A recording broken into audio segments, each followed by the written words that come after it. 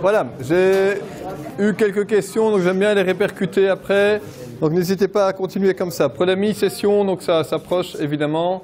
Petit rappel, donc toute la matière, c'est ce qu'on a vu jusque la séance 6 sur les complexes. En fait, c'est toute la matière jusqu'à ce que je viens d'expliquer maintenant, donc jusqu'aux racines énièmes. Donc ceci clôture, je dirais, l'ensemble de la matière pour la mini-session évidemment. Bon, les balisages ont été postés depuis déjà pas mal de temps, donc ce sont les mêmes. Et puis pour les séances d'exercice, ben forcément, c'est jusqu'à la séance 6. Je vous rappelle aussi qu'il y a quelques questions sur la propédeutique. On veut s'assurer que les bases, évidemment, soient toujours là. Bon, forcément, les questions qu'on pose aussi, si vous n'avez pas les bases, c'est compliqué. Mais enfin, il y a des questions sur la propédeutique. Pourquoi? Parce que pour vous aussi, ça permet, lorsque vous voyez que ça n'a pas été, de vous rendre compte que, tiens, les premières questions, qui sont donc les premières questions de drill, ont posé des difficultés. Mais il faut peut-être voir alors du côté des bases. Ça va? On essaie de suivre ça aussi. Quoi d'autre pour la mi-session? Ben, ça dure 3 heures. C'est suivant le modèle que je vous ai dit, donc il y a 15 questions de drill. En tout cas, il y a 15 points pour les drills. Parfois, il y a des questions qui comptent pour 2, donc il y a peut-être un peu moins que 15 questions. Il y a un problème qui est un problème libre, c'est-à-dire un problème qui ne se retrouve pas dans les balisages et qui est du même type que ce que vous pourriez avoir en séance. Ce n'est pas le même, hein, donc juste du même inspiré, disons, de ce que vous pourriez avoir déjà eu. Et qui peut s'en écarter aussi. Mais si vous avez les outils bien en main, ça ne devrait pas poser de difficultés. Il y a un problème qui est dans la liste de balisage. Donc là, on le prend directement dans la liste, on change juste les valeurs numériques. Okay. Et puis enfin, pour la théorie, ce n'est pas compliqué, c'est que dans la liste de balisage. Donc il n'y a pas de théorie qui est en dehors de cette liste-là, c'est forcément dans la liste. Okay. Ça va pour tout le monde? Vous jouez 20% des points de Q1, donc du premier quadrimestre, ce qui permet à la fois de donner un signal sans vous couler. Hein. Quelqu'un qui a malheureusement fort raté, il peut tout à fait rattraper en janvier, même si évidemment c'est jamais très gai de commencer avec ça. J'espère pour tous, l'idée c'est d'arriver à vous y mettre et de vous rendre compte ou pas si vous avez le niveau attendu. Ce qu'on fait à la mini-session, c'est ce qu'on fera en janvier avec plus de matière. Alors ce n'est pas dispensatoire non plus, hein. C'est en janvier la même matière avec en plus de ce que vous voyez aujourd'hui, ce qu'on va voir entre aujourd'hui et jusque décembre. Okay. Oui? Est-ce qu'on peut manger, boire pour l'examen? Non. Ça va? Pas boire, une petite bouteille d'eau. Enfin oui, pardon, je dis manger, j'ai l'impression que tu allais mettre ta serviette et... non, d'accord, oui. Vous pouvez avoir un truc à manger, oui, ça, pas de souci. Oui. Pardon? Non, oui, pardon, pas de calculatrice. Donc, pas de calculatrice, pas de montre connectée, rien, nada, pas de GSM. Le moindre appareil qu'on retrouve sur vous, même éteint, cassé, tout ce que vous voulez, c'est fraude et vous êtes dehors. On ne chipote pas évidemment là-dessus. Donc, soyez vigilants, c'est de votre responsabilité. On ne va pas commencer à vous rappeler tout ça. Enfin, oui, on dira une fois, enlever tout ce qui est objet qui peut être assimilé à de la triche. Donc, rien du tout. Et donc, la calculatrice n'est pas admise. Aucune calculatrice. Ça va? Qu'est-ce qu'il y a d'autre? Donc, de quoi écrire? Pas de plumier. Donc, vous venez avec un plumier, soit un plastique transparent pour qu'on voit ce que vous avez dedans, soit vous videz votre plumier. Évitez de demander 3 fois du Tipex à votre voisin, ce genre de choses. Ayez vos affaires. Voilà, pour le reste, je vais pas... Allez, vous avez 18 ans, je suppose que ça va tourner. Alors, après, j'ai eu d'autres questions sur la matière ici. Donc, c'est très bien ces questions, n'hésitez pas. Alors, certains ont entendu les coordonnées rectangulaires. C'est la même chose que coordonnées cartésiennes. Okay, coordonnées rectangulaires. Bon, ça vient un peu plus de l'anglais, hein, rectangulaire, mais c'est accepté. Certains m'ont déjà dit aussi, tiens, plutôt que ρ, moi j'écris R, aucun problème. Tiens, moi plutôt que d'écrire ρ 6 θ, j'ai été habitué à écrire ρ angle θ, aucun problème. Je vous ai dit d'ailleurs que ρ angle θ, c'est plutôt ce qu'on retrouve en électronique, en électricité. Il y avait encore eu une question, mais qui ne me... Ah oui, classique aussi, n'oubliez pas, c'est une faute que je vois souvent, la partie imaginaire de 3 plus 2i, c'est pas 2i, c'est 2 tout seul. Okay. Certains encore continuent à mettre le petit i à côté. Non, la partie imaginaire, c'est que le coefficient qu'il y a devant le i. Voilà. Voilà, je crois que c'est à peu près tout ce que j'ai eu, mais...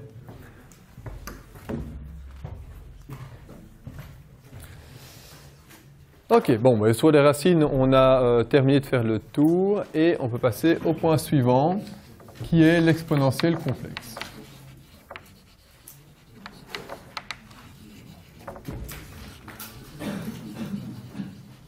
Alors, je vais ne voir qu'en partie cette section. Donc il y a plus dans le syllabus que ce que vous devez connaître. Pour l'exponentielle complexe, en réalité, je vais la mettre entre parenthèses, mais je vais juste ici parler un peu plus de la forme d'Euler. Donc ici, pas vu, seulement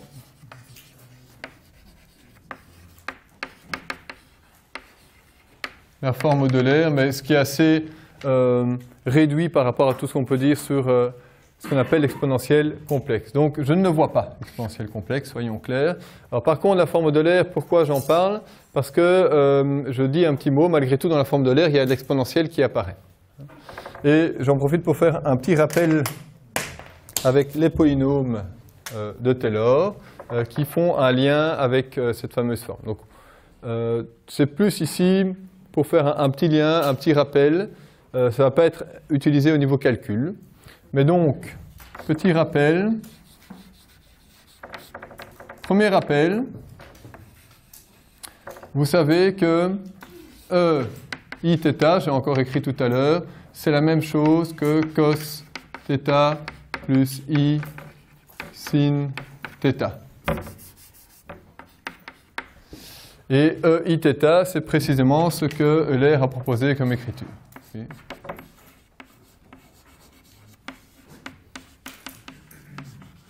Donc E, I, θ représente cos θ plus I sin θ. La forme d'Euler, bon, il y a le ρ aussi qui intervient, mais je vais le mettre un petit peu à côté ici. ρ, ceci. Comme ça, on a tout. Alors, deuxième petit rappel. Eh bien, si je m'intéresse à exponentielle de x et que je regarde les polynômes de Taylor, mais que je développe à l'infini. Ça veut dire quoi développer à l'infini? Mais la linéarisation au 0, c'est 1 plus x. Taylor d'ordre 2 en 0, c'est 1 plus x carré sur 2. Et si vous continuez, vous aviez x cube sur 3 factoriel, et on continuait comme ça. Je mets 3 petits points, comme ça j'ai l'égalité. En fait, si on continue à l'infini, on a une série, donc qui ne s'arrête jamais. Et si je calcule à la limite, c'est-à-dire en ajoutant toujours des termes, je vais m'approcher d'aussi près que je veux de E de x. Okay. Bon.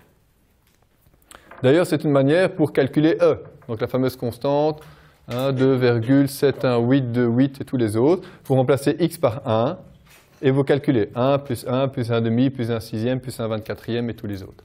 Et vous allez vous approcher de ce nombre-là. Voilà, petit rappel. Alors, troisième petit rappel, sinus de x. Sinus de x, en fait, c'est seulement les parties impaires de ce qu'il y a ici. C'est le x qui est là. Ce moment-là, il y a un moins. X cube sur 3 factoriel. Plus loin, vous allez avoir, je ne l'ai pas mis au-dessus, mais c'est x5 sur 5 factoriel. Et voilà, on va le mettre, on va le mettre ici. 3. Cosinus de x, petit rappel aussi. La linéarisation, c'était la constante 1. Mais si on allait plus loin, il fallait chercher le x carré demi. Moins x carré demi, et puis plus x4 sur 4 factoriel, et après vous auriez eu un moins. Alors, pourquoi je raconte tout ça? C'est parce que maintenant, si, donc fini pour les rappels, si on considère ceci, donc peut-être on va les numéroter, petit 1, petit 2, petit 3, petit 4. Le petit 2 qui est ici, le 2, où vous remplacez x par i θ. Pourquoi je prends i θ? Parce que justement il apparaît ici. Si dans le petit 2, je remplace x par i θ, qu'est-ce qui va se passer? Eh bien, exponentielle i θ égale 1 plus i θ plus i θ carré sur 2 plus I θ cube sur factoriel 3, 3 petits points. Bon, on peut simplifier. I carré vaut moins 1 et I cube vaut moins 1 fois I.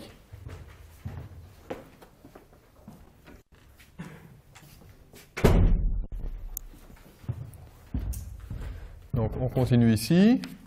1 plus I θ. Là, ça va vous donner moins θ carré demi. Celui-là, vous allez avoir plus, alors attendez, je me trompe, I carré fois I, donc moins plutôt, moins I θ cube sur 3 factoriel, et puis de nouveau plus θ 4 sur factoriel 4, et puis moins 3 petits points. Donc E I θ, finalement, par développement de Taylor, mais infini, j'ai ça. Donc je simplifie et vous avez d'une part tout ce qui est réel, que j'encadre maintenant en bleu, ça c'est du réel, ça c'est réel, celui-là il est réel, et tout ce qui est imaginaire, I θ moins I θ cube et tous les autres. Ce qui fait que si je commence par tout ce qui est réel, vous avez 1 moins θ carré sur 2 plus θ 4 sur 4 factoriel moins, et on continue comme ça. Je continue ici, plus le I que je mets en évidence, le fameux I que vous voyez à chaque fois ici, il est là, il est là, ouais, ça va, et maintenant je le mets en évidence, I. Qu'est-ce qu'il y a juste derrière lui? Eh bien, il y a θ moins θ cube sur factoriel 3, plus θ 5 sur factoriel 5, moins 3 petits points. Et là, ben, j'ai bien fait de rappeler le 3 et le 4, parce que c'est précisément ce que vous voyez là, la partie réelle et la partie imaginaire, que je mets maintenant en évidence. Donc la réelle et l'imaginaire qui est ici.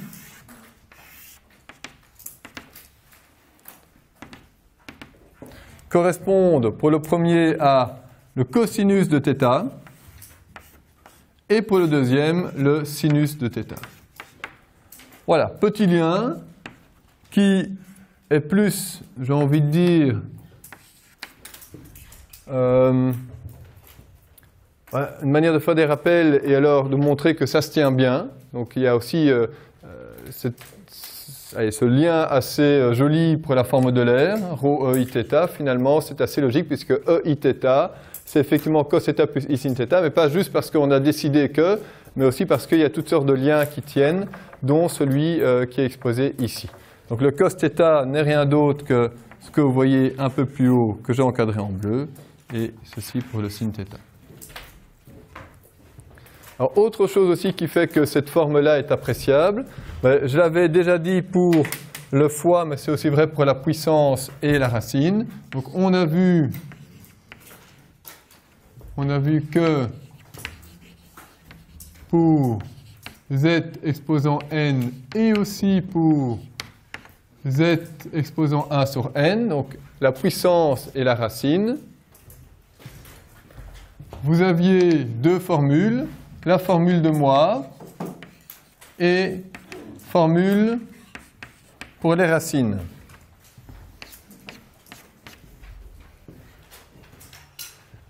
Et bien, si j'utilise la forme de l'air, c'est assez simple de l'écrire. Pour la formule de Moivre, ρ exponentielle de i θ, le tout exposant n.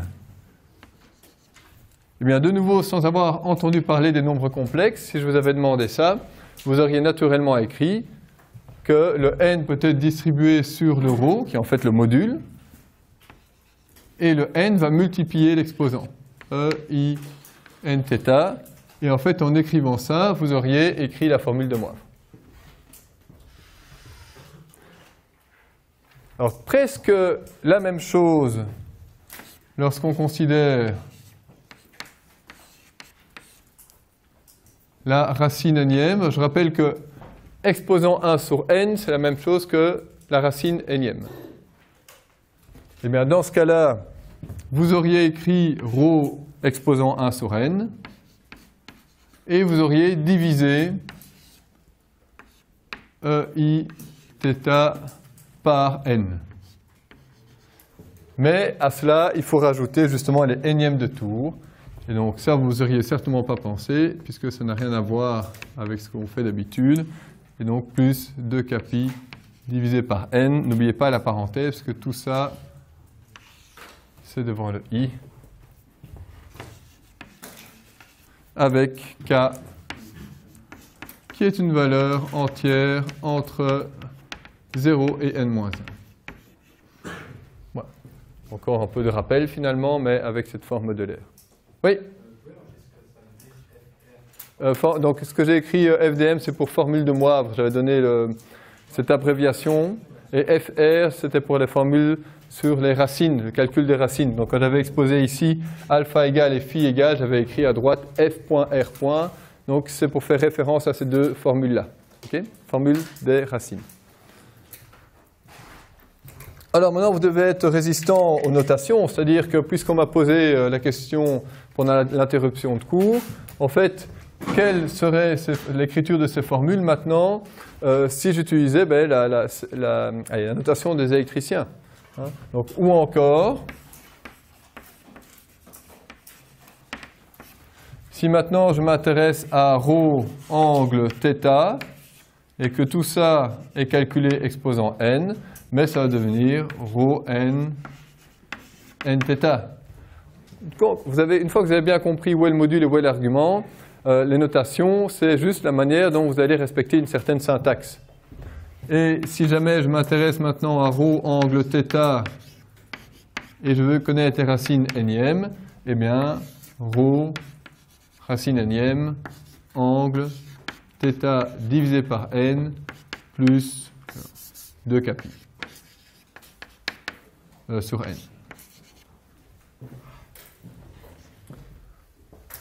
Okay. Voilà, donc principalement le point 6, je ne vais pas aller beaucoup plus loin. L'exponentielle complexe, c'est une fonction qui est comme l'exponentielle, mais ici, dans l'exponentielle, j'ai juste mis Iθ. Mais je pourrais mettre non seulement Iθ, mais plus un réel. Et donc à ce moment-là, ce n'est pas très compliqué d'ailleurs d'expliquer ce que ça ferait, mais je n'explique pas à ce moment-là dans votre cursus. Donc je ne vais pas ajouter ça en plus, mais vous avez dans le syllabus quelques détails là-dessus. L'exponentielle complexe, c'est un outil qui est fabuleux, mais voilà, on ne peut pas tout voir, et donc on se concentre en tout cas sur la forme de l'air, telle que je l'ai rappelée ici. Est-ce qu'il y a une question là-dessus? Sinon je passe au point 7, qui sont les polynômes complexes. Polynômes à coefficients complexes. Ça va? Alors, point 7.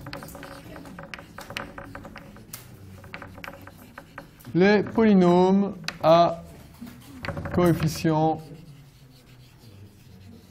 complexes. Et on terminera sur ce point 7 pour aujourd'hui.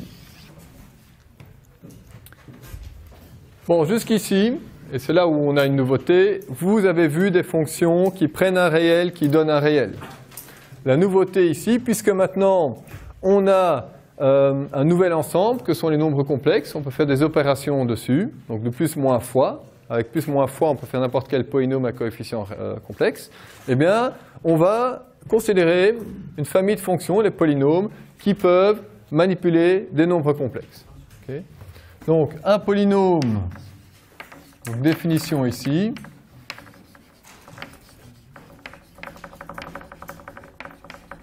Un polynôme à coefficient complexe. Et vous pouvez mettre juste en dessous. Oh non, je le traiterai par après. Donc un polynôme à coefficient complexe de degré n.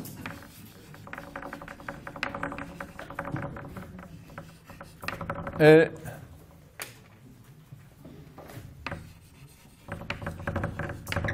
une fonction p.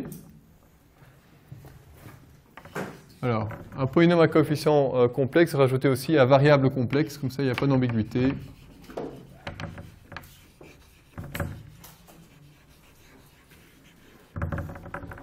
polynôme avec coefficient complexe et à variable complexe.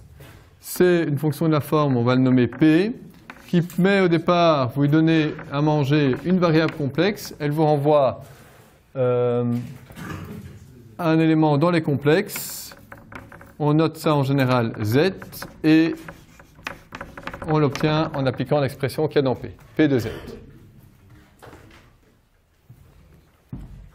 Comme je précise que c'est de degré n, on va préciser que l'expression P de Z est une expression qui contient des coefficients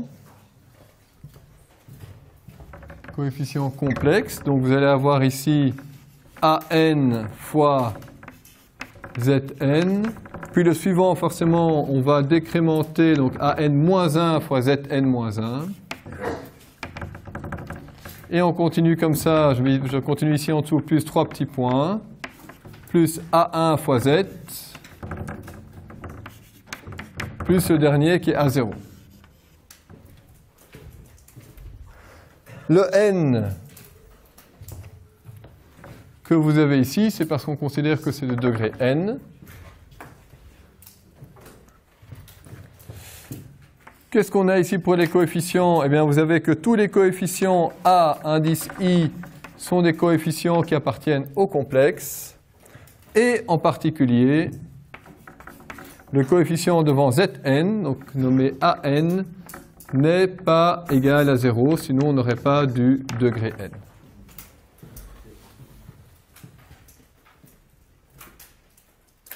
Okay. Donc on élargit. En quoi on a élargi ici ce que vous connaissiez? Cette fois-ci, on admet des variables complexes. Donc ce qu'on a ici, c'est du complexe, ça donne du complexe. De plus, vous avez des coefficients complexes. Donc AN, AN-1, A1, A0, tout ça c'est du complexe. Ce n'est pas quoi? Donc A1, Z1, le dernier ici, hein, A1, Z1 plus A0, Z0. A2, ce serait le coefficient devant Z carré. En fait, l'indice, c'est le degré de Z qui suit. Hein, donc A3, Z cube, A4, Z4, et ainsi de suite. Alors, on va voir un petit exemple.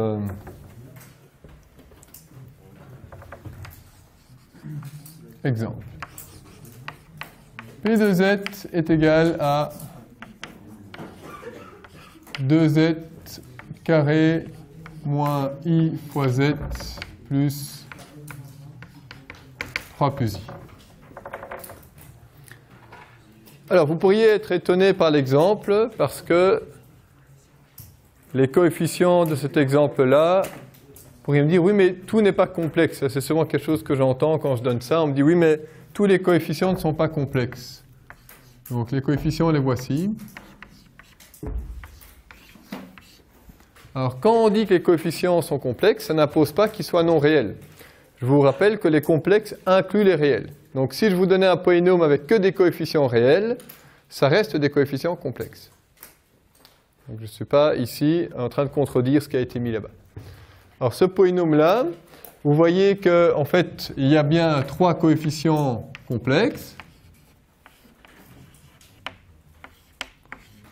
Mais en particulier, il se fait qu'ici, il y en a un qui est réel. Celui-là, en plus, appartient au réel. Et il y en a 2 qui sont non réels.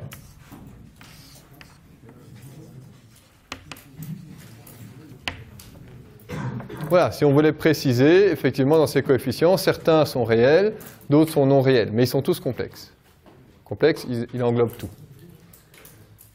Alors, on peut calculer, et ça ne devrait pas te poser de problème, par exemple, P en 0. Et je vais vous laisser une petite minute pour répondre à ces trois-là. P de 1, P de, allez, un peu plus long, 1 plus I. Voilà, un petit peu de temps pour calculer les 3 images de ce polynôme en 0, en 1 et en 1 plus I.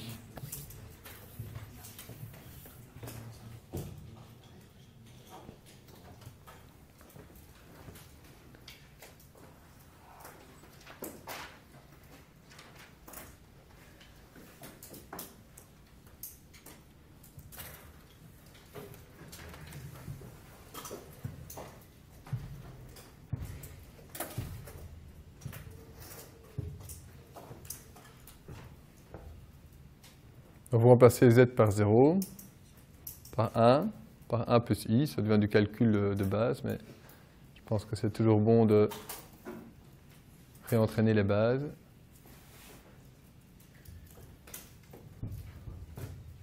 Alors, le plus simple, c'est p de 0, évidemment, puisqu'il laisse seulement un des coefficients en vie, les autres sont absorbés.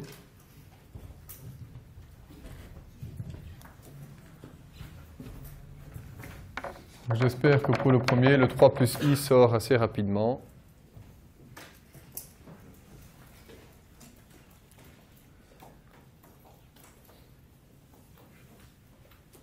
Est-ce que quelqu'un a le deuxième?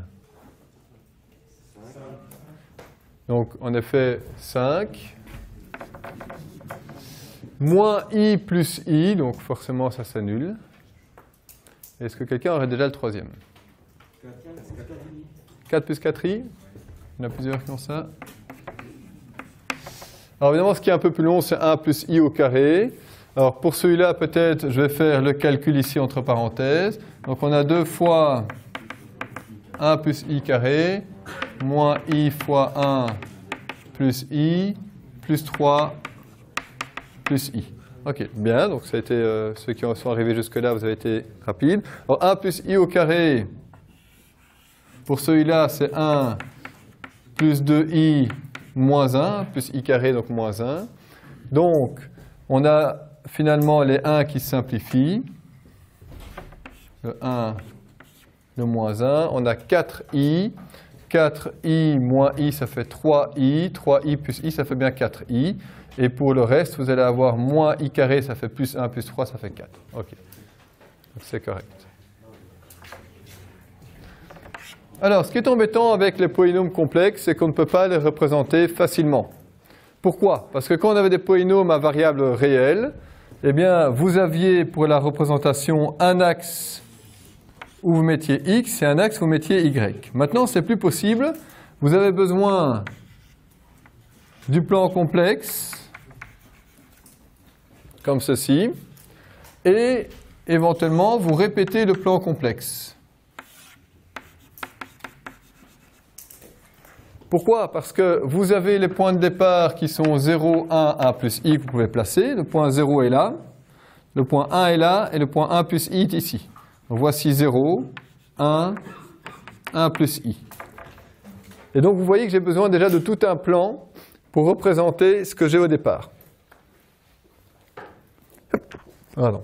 Alors, chacun de ces points-là, on va calculer l'image, mais donc je suis obligé de reporter dans un autre plan le résultat. Le 0 va donner 3 plus i. Ben, 3 plus i, 1, 2, 3 plus i, je suis ici. Donc je suis en train de dire que le 0 qui est ici, en fait, il va vous amener ici. En 3 plus i. 1 donne 5. Bon, le 5, 4, 5. Le 5 est ici. Donc le 1 qui est là vous amène ici. Vous voyez, ce n'est pas très pratique. Pas très visuel, en plus je fais ça juste pour 3 points. Et 1 plus i, c'est 4 plus 4i. Donc 4 plus 4i, on est à peu près ici en haut, 4 plus 4i. Je ne vous demanderai pas de faire ce genre de schéma, c'est juste pour vous montrer qu'on est ici gêné par le fait que pour représenter le point de départ et le point final, j'ai besoin à chaque fois d'un plan et encore d'un plan, donc de 4 dimensions. Représenter en 4 dimensions, ce n'est pas possible. Alors, il y a quand même des astuces qui consistent à donner une grille et cette grille va être déformée. Hein? En fait, ici, vous déformez les choses. Et comme en plus, on a vu avec les interprétations que faire du plus et du fois et du moins et de l'exposant, ce n'est rien d'autre au final que de faire des translations. Donc, vous translatez votre grille, vous faites une rotation, une dilatation, une contraction qui ne va pas être pareille partout et donc votre grille va être déformée. Et ça, c'est une manière de voir ce qu'une fonction à variable complexe, donc de C vers C, a comme effet. Donc c'est une manière de la visualiser. Mais c'est quand même quelque chose qui n'est pas évident. Donc je voulais juste le souligner en essayant de faire ce genre de schéma. Okay. Alors les questions qu'on va se poser ici, je vais juste introduire la question, et donc c'est au prochain cours qu'on va aller un peu plus loin. c'est la question de la factorisation. Et donc,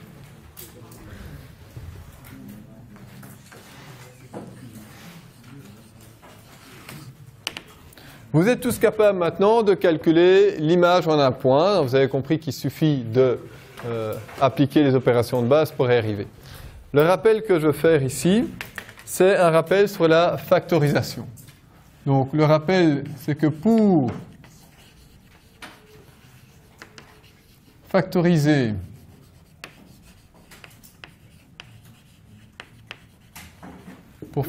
un polynôme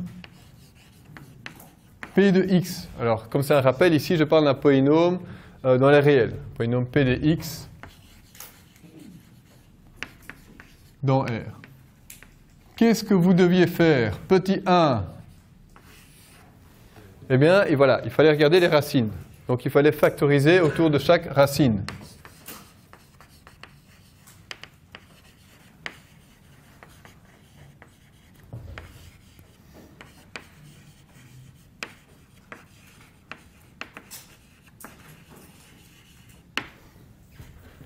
Mais il y avait un petit 2 ici, qu'on n'avait pas encore vu.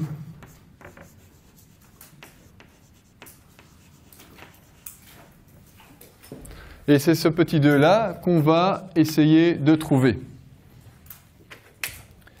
Et on va le trouver à travers l'exemple que je vais donner ici.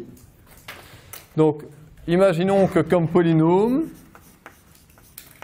P de x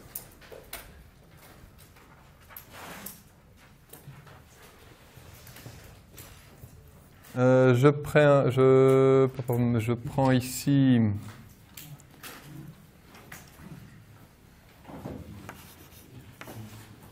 x6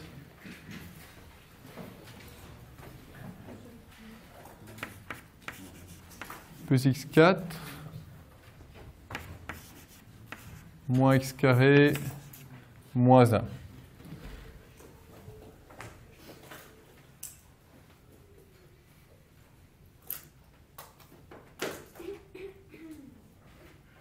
Exactement. Qu'est-ce qu'on va faire avec ça? Bon, ce polynôme-là, on a des racines réelles. Lesquelles? Il y en a qui ne sont pas trop compliquées à trouver. Oui, bien. Il y a une racine déjà en 1.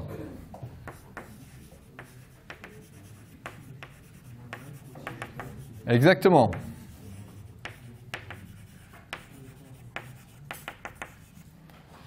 Ok, racine en 1 et en moins 1. Ça veut dire s'il y a une racine en 1 qui va avoir un facteur qui est x moins 1. Et x ici plus 1. Alors les deux ensemble, vous savez donc que P de x peut s'écrire comme x moins 1 fois x plus 1 fois, est-ce que quelqu'un, il faudra peut-être un petit peu de temps, le temps de le calculer, peut me donner le facteur qui est résiduel. Donc une fois qu'on a mis en évidence le x moins 1, le x plus 1, qu'est-ce qui va rester ici? Alors, soit vous faites une division euclidienne, voilà, soit vous avez une autre méthode, peu importe. Moi, si j'ai juste un bic et une feuille, je fais une division euclidienne.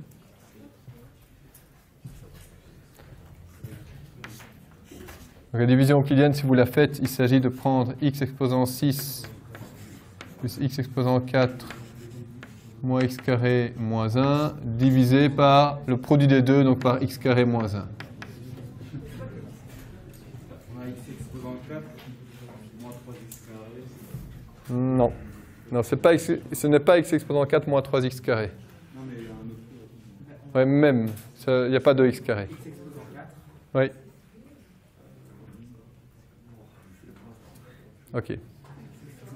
Oui, vas-y. x4 moins x2 plus 1, non, c'est pas ça. x4 moins x carré, c'est pas ça non plus.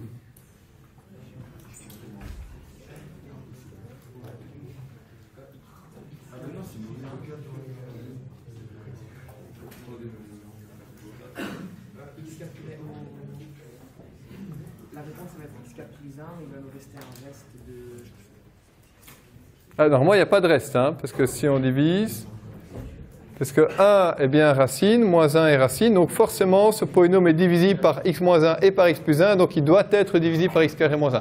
Être divisible par, c'est que le reste est nul au bout du compte. X carré moins 4? Non, moins 1. X exposant 4 moins 1, pardon. Non plus. C'est un peu tout là. Allez, on va vite le faire alors. Ça vaut peut-être la peine de vous rappeler ça.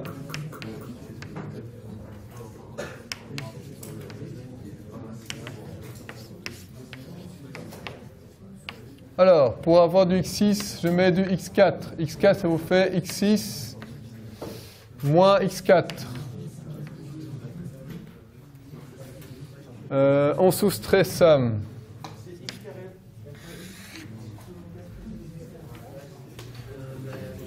Ok, je vais le faire pour voir. Peut-être que je n'ai pas mis ce que je voulais au départ. Donc x6 moins x4. Moins moins, ça fait 2x4. Moins x carré, moins 1. Ok, ça va. C'est pour ça que je le fais moi-même. C'est que peut-être que je n'ai pas fait ce que je voulais. Alors, ici, plus 2x carré. Donc, on a 2x4 moins 2x carré. On soustrait, vous allez avoir moins plus, ça devient du x carré, je reporte moins 1. Et ici, c'est tout simplement plus 1. Ok, ah mais ça ne m'arrange pas ça. Et donc on va avoir au bout du compte 0. Mais celui-là, il ne m'arrange pas, à moins que... Ouais, ça c'est du x plus 1. Ah, c'est du x carré plus 1 au carré. Ok. Non, ça va encore. Alors, donc désolé, ce n'est pas ce que je pensais, j'avais construit autre chose, mais ça fonctionne aussi. Qu'est-ce qu'on peut faire à ce stade-ci? Eh bien, vous avez trouvé la réponse qui est là-bas. Cette réponse-là, je la reporte. Ça me donne x4 plus 2x carré plus 1. Bon, est-ce que x4 plus 2x carré plus 1 a une racine réelle? Non. Pourquoi? C'est pas, voilà. Donc on a du x4 qui est positif, du x carré qui est positif, et on fait plus 1. Donc en fait, ce que vous avez noté ici est toujours plus grand égal à 1. Donc forcément, on ne va jamais pouvoir descendre en dessous de 1 et venir traverser l'axe des x et obtenir 0. On est bien d'accord. Donc, on ne peut plus appliquer cette règle qui consiste à trouver une racine réelle et à factoriser autour de la racine réelle. Est-ce que pour autant on se dit, tiens, on ne peut pas factoriser plus loin? Et donc ça, c'est la question à laquelle on va répondre au prochain cours. C'est qu'en fait, ceci n'a pas été complètement factorisé dans les réels. Donc ceci... Alors, il se fait qu'ici, on a de la chance, il y a un produit remarquable. Donc on peut s'en sortir sans parler des complexes, donc ça, très bien, mais sinon, il faudra parler des complexes. Donc, reste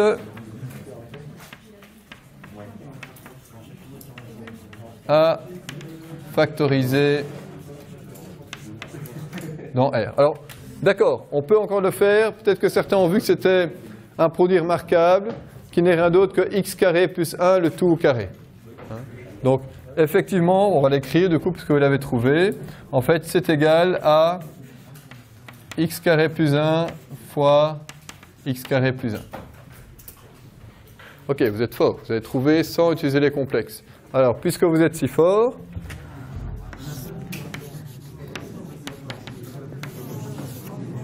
celui-là, vous arrivez à le factoriser dans les réels, x exposant 4 plus 1. Mais dans les complexes, on va y arriver, on est bien d'accord. Okay, donc, c'est pour ça, si vous voulez trouver un exemple avec celui-là, mais c'est pas grave, on en a trouvé un où il y a effectivement une astuce. Mais donc, prochain cours, on va, plutôt que de regarder les racines réelles, regarder les racines non réelles, enfin complexes. Et les racines complexes, c'est ce que vous mettez ici pour avoir 0. Alors, attendez, s'il vous plaît, ne vous enfouillez pas tout de suite. Est-ce que vous avez des questions? Moi, j'ai peut-être une remarque, peut-être aussi. Certains ont remarqué que ce n'était pas en live sur YouTube. Je ne sais pas comment, en étant ici, vous remarquez ça, mais voilà. C'est normal, c'est parce que je n'avais pas le matériel pour le diffuser en direct, mais je dois récupérer la vidéo qui est ici à l'intérieur. Je donnerai un lien. Donc pour ceux qui voudraient réécouter, ce sera encore possible. Ça prendra un peu de temps parce que je dois le récupérer. Je ne sais pas quand je vais le faire. Okay. Est-ce qu'il y a une dernière question? C'est bon, allez en paix.